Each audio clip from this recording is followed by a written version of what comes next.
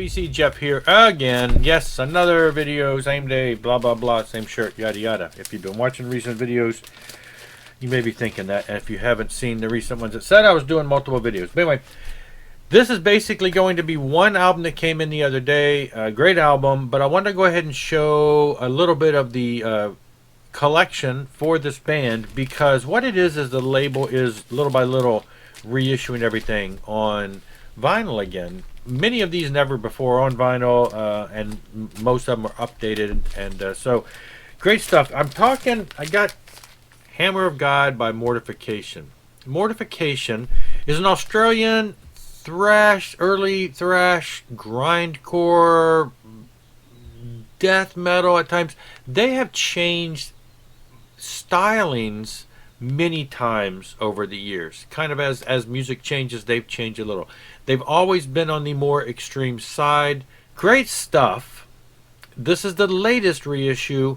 They've been releasing them in spurts, a few each year, and usually they come in spurts of like 3 or 4 at a time.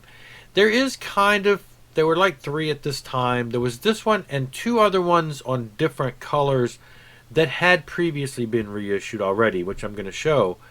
But they reissued them with this in different color schemes, which, I didn't need that because I already had the other. There are at least, I think, 5 more studio albums beyond this one that haven't been reissued on vinyl yet, and I'm pretty sure they're coming. In the near future. This is the latest. This is actually one of my favorite albums. This is where they kind of went a little more mainstream thrash, a little less on the death side. The vocals are fairly understandable. They still got the growl and everything, but they're not really, death metal. So this is actually one of the more, to me, feels more like a main thrash album. Scott Waters redid the entire cover.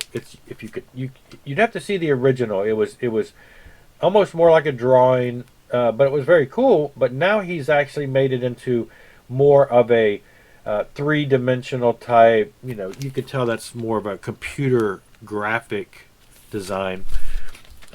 Many of these are on black. Some are on color. Anyway, heavy duty.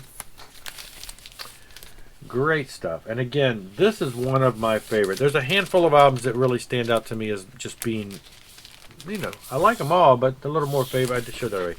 A little more favorite, than others. So this one came out. Great stuff. Been listening to that. So here's the ones that have come out so far. I'm going to breeze through these and not give a lot of history, but this came out on Rox Records. This is our 1990. This is the first demo that Mortification put out.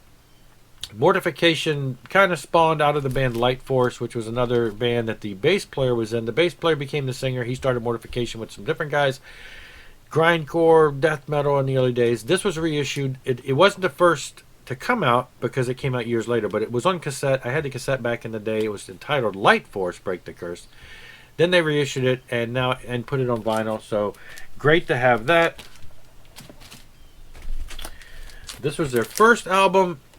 Definitely more, grinding death metal feel.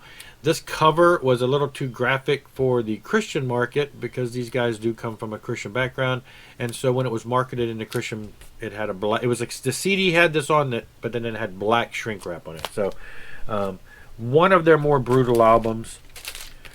Probably still most everybody's favorite album. Scrolls of the Megaloth, very much grind, sort of death. Scrolls of the Megaloth, but a great album, just a super, super great album. Now, they could not fit everything on one record because, of course, these albums were made in the days when records weren't, the constraints of record timings weren't. So they reissued one of the longer songs on this 10-inch, along with one of the longer songs from Post Momentary Affliction. Again, another one that wouldn't fit. This one is definitely some of the deeper, guttural, growling, death-type sounds. Lots of great plotting, doom-feeling times on this. So I really have a lot of highlights of this, but musically, this is probably one of the more, just heavier type feels. They did do a live Planetarium live album out in between those 2 albums. and that was reissued not too long ago. Blood World is where they really changed styles. It became a little more. I don't know what people would call this. It was a big change to people from the previous two albums, and so you either love it or hate it. It's a great album, but it is a style change at this point. Primitive Rhythm Machine, again, this is probably one of my top 5 albums by them, because again, this is where the stylings kind of went back to more of a thrash. His vocal styling is what I judge a lot of it by. When I can understand what he's saying more, those are the thrashy type albums that I like, and that's one of the ones that I really enjoyed. Envision Evangeline, another great album. Style change is not drastically different, but you know, it's just a, it's a solid album. Glad to have that. Triumph of Mercy. This is the one I talked about in length when I showed it, when I bought it, whatever, last year sometime, because it tells the story of the singer Steve's battle with a major issue. I'm not going to go into it here, but it tells the story. He was written off as dead, and you know, prayer and all kinds of things, and he's still around. He said he was given like couple weeks to live, and you know, we're like 10, 15, 20 years later now. At least 20 years. Anyway, he's still around, still making music for the most part. This was their most recent album, and even this has been out a while. 2015. So this is the last album they did 6 years ago. Not sure, you know, I know he's still kind of battling with health issues, but anyway, that is all the ones so far that have come out on vinyl. Hammer of God, again, one of my favorites. I'm looking forward to the next few. Relentless is probably my favorite, and it's coming hopefully soon.